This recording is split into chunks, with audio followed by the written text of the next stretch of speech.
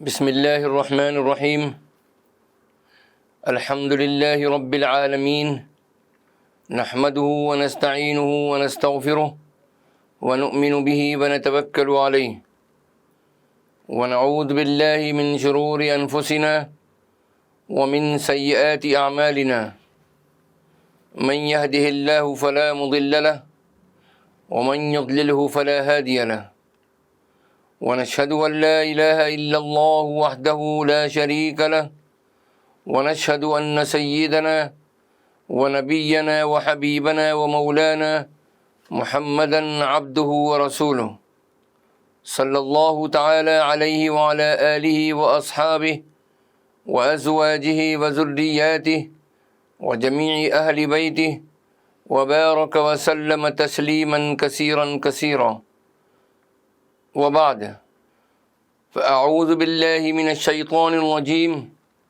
بسم الله الرحمن الرحيم رب زدني علما وألحقني بالصالحين رب اشرح لي صدري ويسر لي أمري واحلل عقدة من لساني يفقهوا قولي صدق الله العظيم اللهم إني أسألك بأنك أنت الله لا إله إلا أنت الأحد الصمد الذي لم يلد ولم يولد ولم يكن له كفوا أحد۔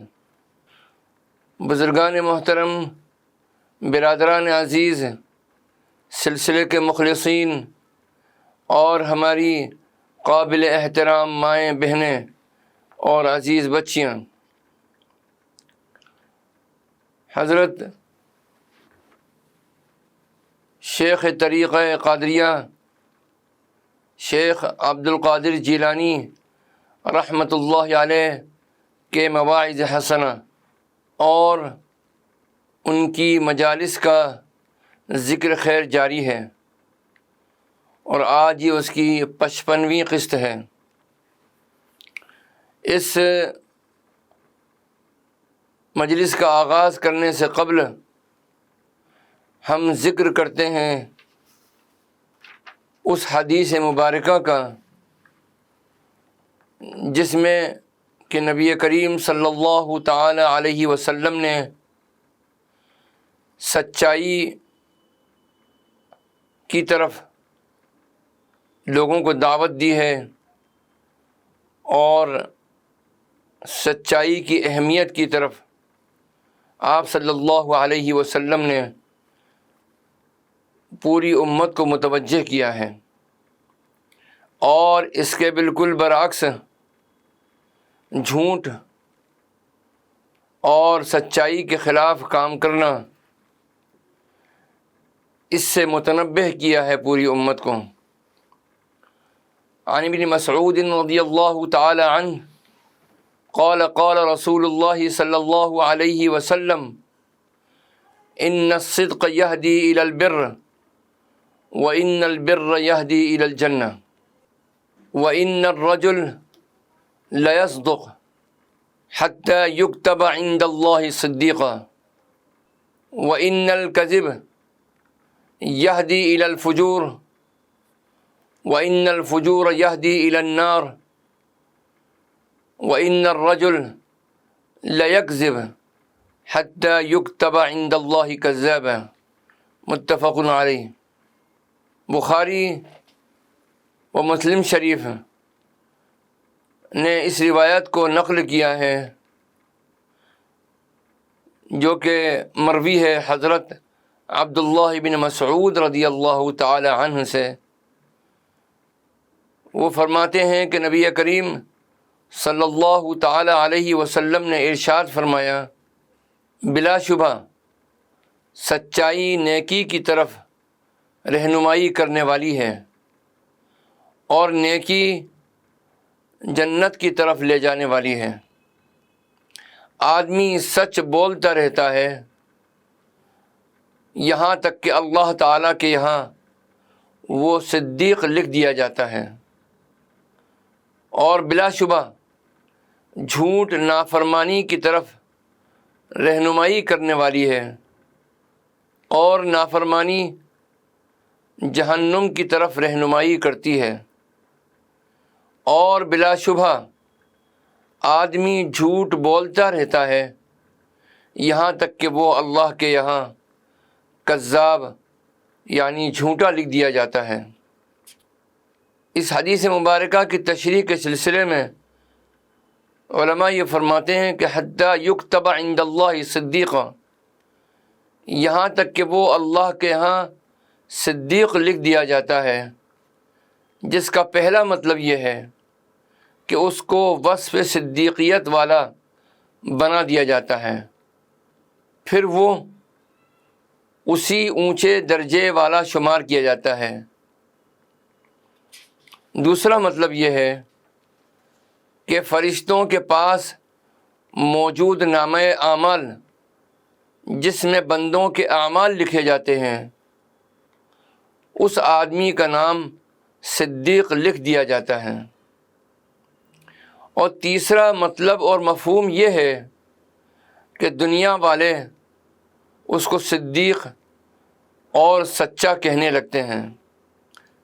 اس تیسرے مطلب کی تائید قرآن کریم کی اس آیت سے بھی ہوتی ہے، اعوذ باللہ من الشیطان الرجیم، بسم اللہ الرحمن الرحیم، ان الذین آمنوا وعملوا الصالحات سیجعل لهم الرحمن ودا، جن لوگوں نے ایمان قبول کیا اور نیک اعمال کیے، اللہ تعالیٰ ان کی محبت لوگوں کے دلوں میں ڈال دیتا ہے۔ حتیٰ یکتب عند اللہ کذابا، اسی طرح اللہ جل شانہ کے نزدیک یہ کذاب شمار ہوتا ہے، یا فرشتے بھی اس کو اپنے دفتر میں جھوٹا لکھ دیتے ہیں، یا لوگوں کے نزدیک یہ جھوٹا شمار ہوتا ہے، جس کا لازمی نتیجہ یہ ہوتا ہے کہ پھر ایسا شخص لوگوں کی نظروں سے گر جاتا ہے، پھر ہر شخص اس سے بغض اور نفرت کرنے لگتا ہے۔ آدمی جو کہتا ہے اس کو نگراں فرشتہ محفوظ کر لیتا ہے۔ قرآن کریم کی آیت ہے سورہ قاف میں، اللہ سبحانہ و تعالی نے ارشاد فرمایا، اذ یتلقی المتلقیان عن الیمین وعن الشمال قعید، جب کہ لیتے جاتے ہیں دو لینے والے جو دائیں طرف اور بائیں طرف بیٹھے ہوتے ہیں۔ یعنی اللہ سبحانہ و تعالی خود بھی ہر جگہ ہر آن موجود ہے، اس کے علاوہ اس نے ہر انسان کے دائیں بائیں دو فرشتے بھی مقرر کر رکھے ہیں جو اس کے ہر فعل اور عمل کو ریکارڈ کر رہے ہیں۔ سورۃ الانفطار کی آیت نمبر 11 میں ان فرشتوں کو کرامن کاتبین کا نام دیا گیا ہے۔ اللہ سبحانہ و تعالی ارشاد فرماتے ہیں، ما یلفظ من قول الا لدیہ رقیب عتید، وہ کوئی لفظ بھی نہیں بولتا مگر اس کے پاس ایک مستعد نگراں موجود ہوتا ہے۔ یعنی کوئی انسان جو لفظ بھی اپنی زبان سے بولتا ہے، متعلقہ فرشتہ اس کو ریکارڈ کر لیتا ہے، اور ظاہر ہے فرشتوں کی یہ ریکارڈنگ بھی عالم امر کی چیز ہے، اس لیے اس کی کیفیت بھی ہمارے تصور میں نہیں آ سکتی۔ ریکارڈنگ کے شعبے میں گزشتہ چند دہائیوں میں انسانی سطح پر جو ترقی دیکھنے میں آئی ہے، اس سے اندازہ کیا جا سکتا ہے کہ جب انسان کی ریکارڈنگ کا معیار یہ ہے اور اس معیار میں مزید ترقی بھی رکنے کا نام نہیں لے رہی ہے، تو اللہ تعالیٰ کی قدرت سے جو ریکارڈنگ ہو رہی ہے اس کا معیار کیا ہوگا۔ تو میرے بزرگوں اور عزیز بھائیوں اور بہنوں، اب ہم آغاز کرتے ہیں حضرت شیخ عبد القادر جیلانی رحمۃ اللہ علیہ کی مجلس وعظ کا، جو کہ 51ویں مجلس تھی، جو کہ منعقد ہوئی 20 شعبان المعظم 545 ہجری بمقام مدرسہ قادریہ۔ حضرت شیخ عبد القادر جیلانی رحمۃ اللہ علیہ ارشاد فرماتے ہیں کہ اولیاء اللہ نبیوں کے قائم مقام ہیں۔ آپ ارشاد فرماتے ہیں، اے کمزور ایمان والے، نہ تیرے پاس دنیا ہے نہ آخرت ہے، اس کی وجہ تیری اللہ تعالیٰ کے حضور میں گستاخی اور اولیاء اللہ اور ابدال پر تہمت لگانا ہے، جو کہ نبیوں کے قائم مقام ہیں۔ انہیں وہ کچھ عطا فرمایا جو نبیوں اور صدیقین کو عطا فرمایا۔ انبیاء علیہم الصلاۃ کے اعمال اور علوم ان کے حوالے کیے، انہیں ان کے نفسوں اور خواہشوں سے فنا کیا اور اپنے ساتھ وجود عطا فرمایا، انہیں اپنے یہاں جگہ عطا فرمائی، ان کے دلوں کو ما سوی اللہ سے پاک کیا۔ دنیا اور آخرت اور ساری خلقت ان کی دست رس میں ہے، انہیں اپنی قدرت دکھائی، اپنا حکم اور علم سکھایا، انہیں اپنی طاقت و قوت مرحمت فرمائی، انہیں خدائی قوت حاصل ہے، ان کے لیے لا حول ولا قوت الا باللہ العلی العظیم، نہ گناہ سے بچنے اور نہ نیکی کی طاقت مگر اللہ بزرگ و برتر ساتھ ہے، کہنا درست ہے، اور اس قول پر پورے اترے ہیں۔ چنانچہ انہوں نے اپنی طاقت اور خلقت کی تمام قوتیں فنا کر دیں اور اللہ کی قوت سے مدد حاصل کی۔ حضرت معاذ بن جبل رضی اللہ عنہ یہ دعا فرمایا کرتے، اللہم ان لم تفعل بی ما ارید فصبرنی علی ما ترید، اے اللہ جو میں چاہتا ہوں اگر تو وہ نہ کرے تو مجھے اس پر صبر کرنے والا بنا دے جو تو کرنا چاہتا ہے۔ حضرت شیخ عبد القادر جیلانی رحمۃ اللہ علیہ آگے چل کر ارشاد فرماتے ہیں، اے بیٹا، جو دنیا اللہ سے جھگڑا کر کے ملے اس سے کہیں اچھا ہے کہ اللہ کی رضا پر راضی رہا جائے۔ اس کی رضا کی شیرینی صدیقوں کے دلوں میں تمام شہوتوں اور لذتوں سے زیادہ میٹھی ہے۔ ان کے خیال میں یہ تمام دنیا اور جو کچھ دنیا میں ہے اس سے زیادہ مٹھاس رکھتی ہے،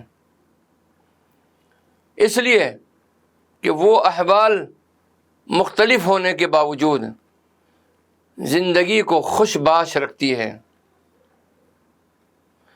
لوگوں سے علم و عمل اور اخلاص کی زبان سے بات کیا کر، جو عمل علم کے بغیر ہو اس عمل کی زبان کے ساتھ بات نہ کر، کیونکہ یہ تجھے اور تیرے پاس بیٹھنے والوں کو کچھ فائدہ نہ دے گی۔ رسول اکرم صلی اللہ تعالی علیہ وسلم نے ارشاد فرمایا، علم عمل کو بلاتا ہے، او کما قال علیہ الصلاۃ والسلام، چنانچہ اگر وہ اس کے بلانے پر آ جائے تو ٹھیک، ورنہ علم چلا جاتا ہے، علم کی برکت چلی جاتی ہے، تیرے خلاف حجت باقی رہ جاتی ہے۔ اپنے علم کے گھمنڈ میں پڑھا ہوا عالم رہ جاتا ہے، تیرے پاس علم کا درخت رہ جاتا ہے، اس کا پھل چلا جاتا ہے۔ اللہ سے یہ دعا کر کہ وہ تجھے اپنے دربار کی حاضری اور ادب سے نوازے، اور یہ بھی دعا کر کہ اس کی عطا کو چھپا کے رکھے اور اس عنایت میں سے کوئی شے ظاہر کرنے کی آرزو نہ کرے۔ اللہ اور اپنے درمیان کے اس راز کے اظہار کی خواہش تیری بربادی کا سبب بن سکتی ہے۔ اپنے احوال و اعمال پر غرور سے خود کو بچا، کیونکہ یہ تجھے سرکشی میں ڈال سکتا ہے اور اللہ کی نظر سے گرا سکتا ہے۔ خلقت کو وعظ سنا کر اپنے مشہور ہونے کی خواہش سے بچ جا، یہ تیرے فائدے کی بات نہیں، نقصان دینے والی ہے۔ معاملہ صحیح ہونے تک ایک جملہ بھی نہ کہے تاکہ اللہ کی طرف سے یقینی امر ہو جائے۔ تو لوگوں کو اپنے گھر کی دعوت کس لیے دیتا ہے جبکہ تو نے ابھی تک کھانا بھی تیار نہیں کیا؟ اس کے لیے پہلے بنیاد درکار ہے، پھر عمارت بن سکے گی۔ اپنے دل کی زمین کو اس وقت تک کھودتا رہے حتیٰ کہ اس میں سے حکمت کا چشمہ پھوٹ نکلے، پھر اخلاص اور مجاہدوں اور نیک اعمال سے تعمیر کا آغاز کر، یہاں تک کہ تیرا محل بلند ہو جائے۔ اس کے بعد لوگوں کو اپنے ہاں آنے کی دعوت دے۔ اللہم احیی اجساد اعمالنا بروح اخلاصک، الہی ہمارے اعمال کے جسموں کو اپنی اخلاص کی روح سے زندہ رکھ۔ خلقت سے خلوت تجھے کیا نفع دے گی جبکہ خلقت تیرے دل میں ہے؟ بالکل نہیں۔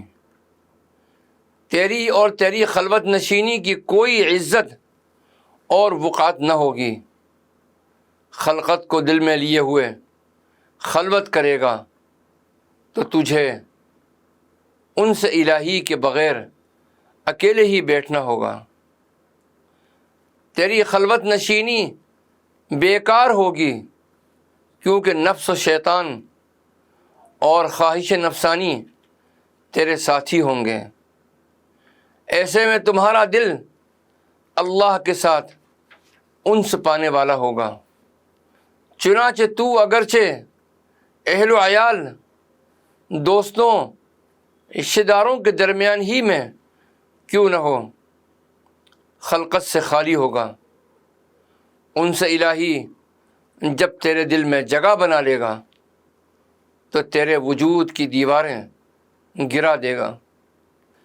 تیری بصیرت کی آنکھیں بینا ہو جائیں گی اور تو اللہ کا فعل و فضل دیکھنے لگے گا۔ غیر کو چھوڑ کر اسی سے راضی رہے گا۔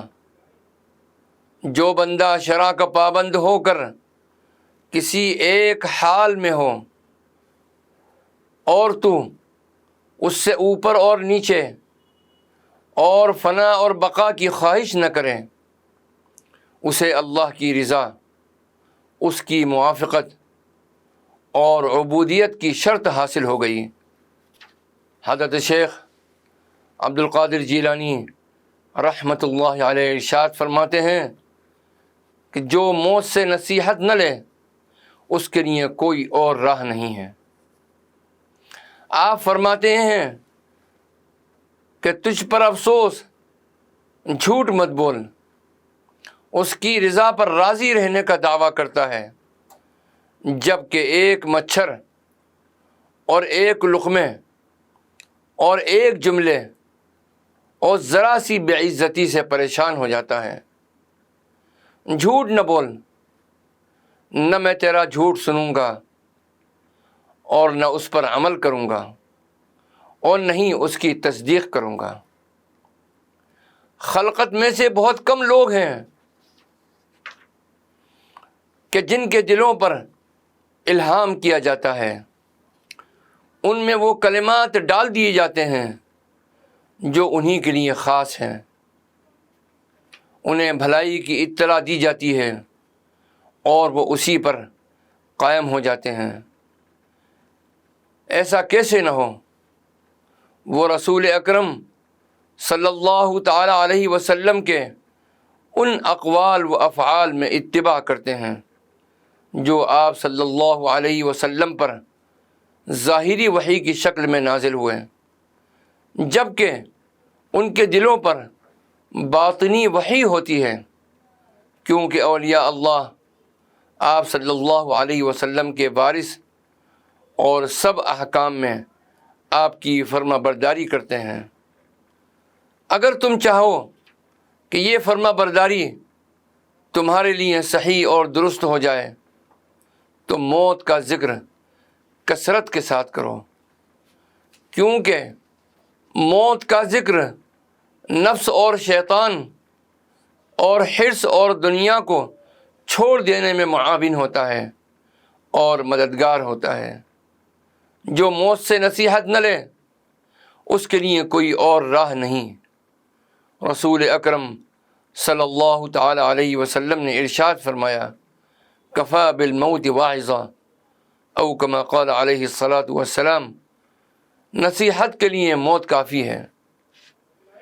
نصیب کا لکھا ہوا مل کر رہے گا، خواہ تو رغبت کرے یا رغبت نہ کرے۔ اگر تو بے رغبتی کرے تو نصیب کا لکھا ہوا باعزت طور پر پہنچے گا، اور اگر تو رغبت کرے تو نصیب کا لکھا ہوا باعزت طریقے سے نہیں پہنچے گا۔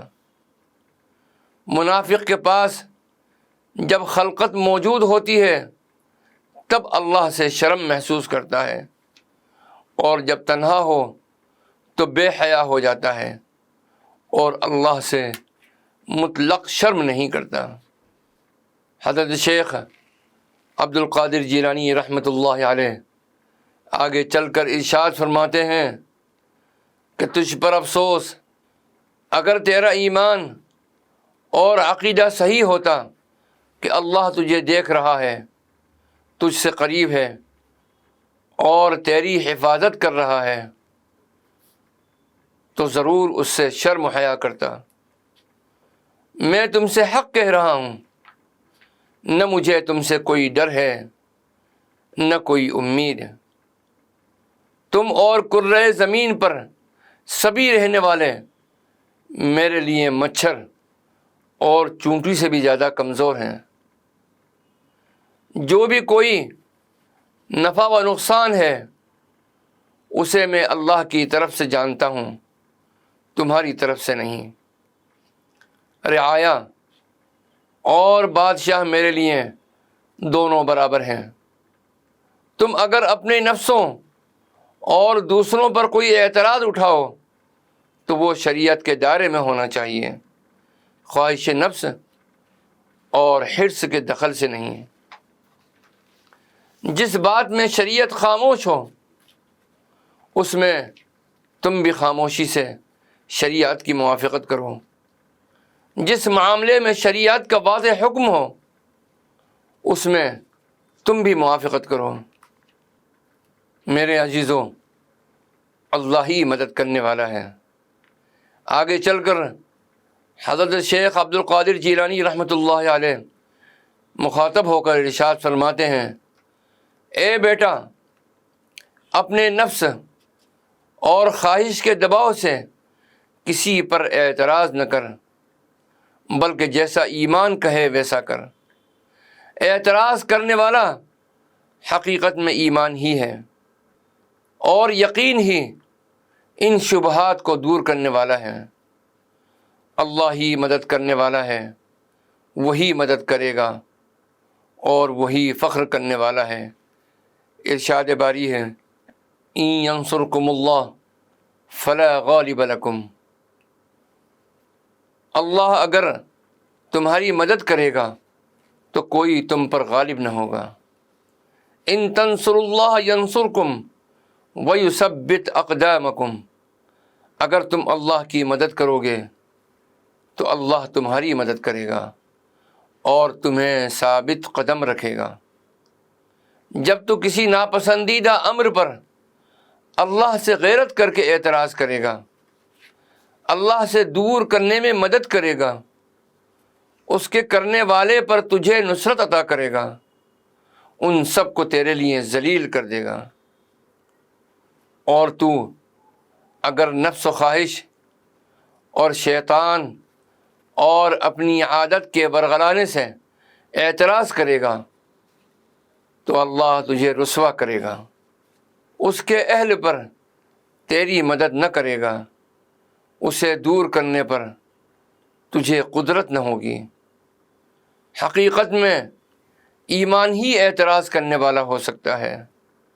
ہر وہ معترض جس کے اعتراض کی بنیاد ایمان پر نہ ہو وہ معترض ہی نہیں۔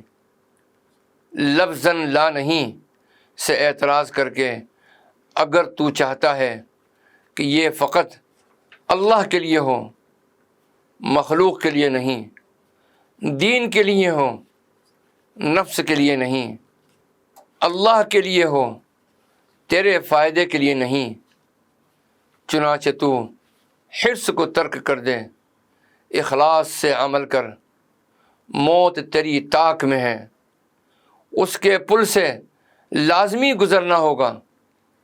جس حرص نے تجھے رسوا کیا ہے اسے چھوڑ دے، جو تیرے نصیب کا لکھا ہے تجھے ضرور ملے گا، اور جو غیر کے نصیب کا ہے وہ ہرگز نہ ملے گا۔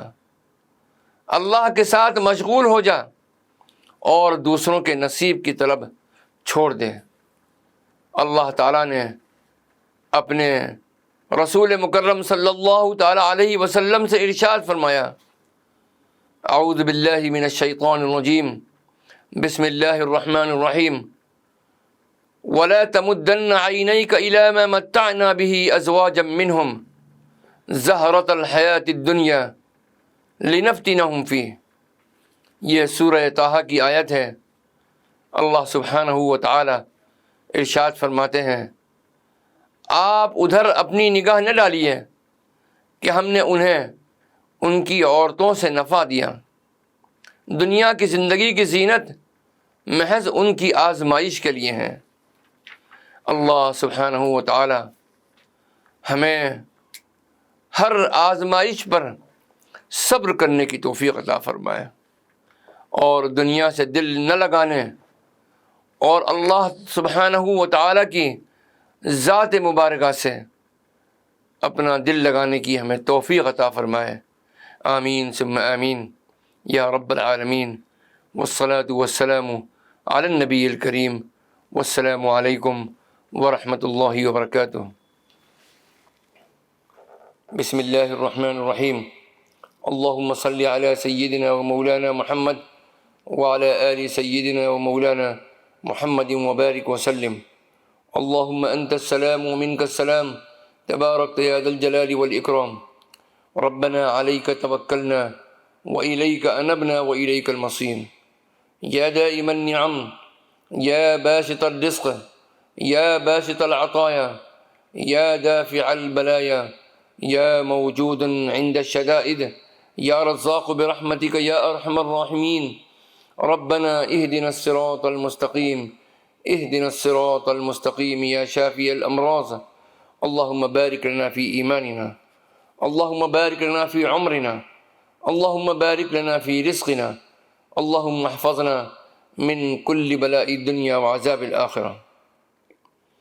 اے اللہ، ہمارے جن ساتھیوں نے، بھائیوں نے اور بہنوں نے ہم سے دعا کی درخواست کی ہے، اے اللہ ان سب کی جائز تمناؤں کو پورا فرما دے۔ اے اللہ ان میں جو بیمار ہیں ان کو شفائے کامل عطا فرما۔ اے اللہ ان کے جو بھی عزیز و اقارب اور ان کے چاہنے والے اس دار فانی سے اس درمیان رخصت ہو گئے، اے اللہ محض اپنے فضل کرم سے اور اپنی عنایتوں اور مہربانیوں سے ان پر اپنی رحمتوں کی بارش کر دے، ان کی بغیر حساب و کتاب کے مغفرت کا فیصلہ فرما۔ اے اللہ ان میں جو تنگ دست ہیں اللہ ان کے رزق میں کشادگی اور خیر و برکت عطا فرما دے۔ اے اللہ جو تیری رضا کے راستے پر نہیں ہیں، اے اللہ تیری رضامندی کے راستے پر ان کو چلنے کی توفیق عطا فرما دے۔ اے اللہ اپنے حبیب پاک نبی کریم علیہ الصلاۃ والسلام کی سنتوں کی اتباع کی توفیق عطا فرما دے۔ اے اللہ جو صاحب اولاد نہیں ہیں، اے اللہ ان کو اولاد صالح نصیب فرما دے اپنے فضل سے، اپنے کرم سے۔ اے اللہ محض اپنے فضل سے اور اپنے کرم سے اے اللہ ان کو تمام شرور سے محفوظ معمون فرما، شرور شیاطین، شرور اعداء دین، کفار و مشرکین، حاسدین، مفاد پرستوں و شرپسندوں کی شرور سے۔ اے اللہ جمیع آفات ارضی و سماوی سے، جمیع اثرات سحر و آصف سے، اے اللہ نظر بس سے، اے اللہ جملہ نقصانات ظاہری اور باطنی سے محفوظ و معمون فرما دے، جملہ ظاہری اور باطنی خیر و برکتوں سے سرفراز فرما، دین دنیا حسن فرما، عاقبت بخیر فرما۔ اے اللہ اپنی مکمل رضا اور خوشنودی عطا فرما، آمین ثم آمین یا رب العالمین۔ ربنا تقبل منا انك انت السميع العليم وتب علينا انك انت التواب الرحيم، وصلى الله تعالى على خير خلقه سيدنا محمد وعلى آله وأصحابه أجمعين برحمتك يا أرحم الراحمين۔